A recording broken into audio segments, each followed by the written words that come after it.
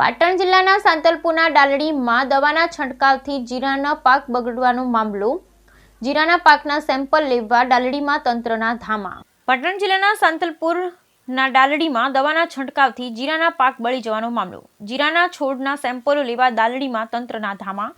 દવાની અને છોડની વૈજ્ઞાનિક તપાસ બાદ જીરાનો પાક કયા કારણથી બળી ગયાનું સાબિત થશે. પંચનામું કર્યું પરંતુ દવાના સેમ્પલ નથી લીધા. અધિકારીઓની બેદરકારી. ખેડૂતો. રાધનપુર એગ્રોથી દવા લાવ્યા બાદ જીરામાં છંટકાવ કર્યો, જે છંટકાવના 4 દિવસ બાદ જીરું બળીને ખાખ થઈ જતા ખેડૂતો પર આફત આવી પડી.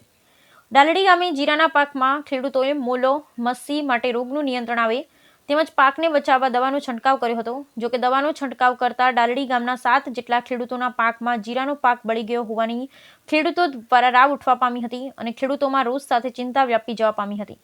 ચિંતામાં રહેલા ખેડૂતો તેમનો પાક બળી ગયાની રામ લઈને રાધનપુર ખેતીવાડી કચેરી, પાટણ કચેરી અને ગ્રાહક સુરક્ષામાં દવાના કારણે પાક બળી ગયો હોવાની રાવ કરી હતી. ખેડૂતોની રાવને પગલે કૃષિ વિભાગ હરકતમાં આવ્યું હતું ને મંગળવારે કૃષિ વિભાગની દાંતીવાડાની ટીમ, વૈજ્ઞાનિક, સૂકી ખેતી સંશોધન અધિકારી, ખેતીવાડી અધિકારી સહિત ખેતીવાડી વિભાગનો કાફલો ડાલડી ગામે તપાસ અર્થે પહોંચ્યો હતો ને ખેડૂતોના ખેતરોનો સર્વે શરૂ કર્યો હતો. ખેડૂતોના ખેતરોમાં તપાસ કરી હતી અને અલગ અલગ ખેતરોમાંથી જીરાના બળી ગયેલા છોડના સેમ્પલ લીધા હતા અને જીરાના લેવાના સેમ્પલોના ટેસ્ટિંગ કરવાની તજવીજ હાથ ધરી હતી. ખેતીવાડી વિભાગની ટીમ ડાલડી ગામે પહોંચી ખેડૂતો સાથે વિવિધ ચર્ચા કરી હતી.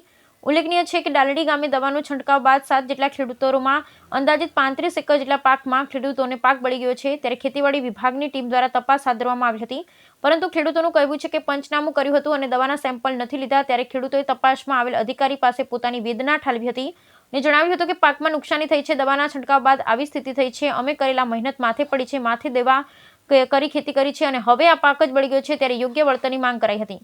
જગતનો તાત એક તરફ દેવાદાર બન્યો છે, ત્યારે એવા જ સમયે ખેડૂતો પર જાનહાનિનો કેસ કરવાની વાત કરતા કંપની અધિકારીનું સાંભળો આ રેકોર્ડિંગ. ખેડૂતો ફોન કરતા મળ્યો અધિકારીનો ઉડાવ જવાબ. અધિકારીઓએ કહ્યું, તમારાથી થાય એ કરી લો. 1100 કરોડની કંપની છે એટલે 1100 કરોડની માનહાનિનો દાવો ઠકવાનો છે તમારા ઉપર અને તમારાથી થાય એ કરી લો. સાંભળીએ recording. Bureau report Anil Ramanuj, Radhanpur, Patan. મારું નામ આહિર ઠેંગાભાઈ મહાદેવભાઈ, ગામ ડાલડી, તાલુકો સાંતલપુર. અમે તારીખ 9/1 રોજ ભવાની એગ્રો રાધનપુર જે અનુપસિંહ કરીને ચલાવે છે એના પાસે અમે મોલો મચ્છી માટે દવા લાવ્યા હતા અને 12 તારીખે દવાનો છંટકાવ કર્યો અને છંટકાવ કર્યાના 3 થી 4 દિવસમાં જીરું બળીને સાફ થઈ ગયું છે.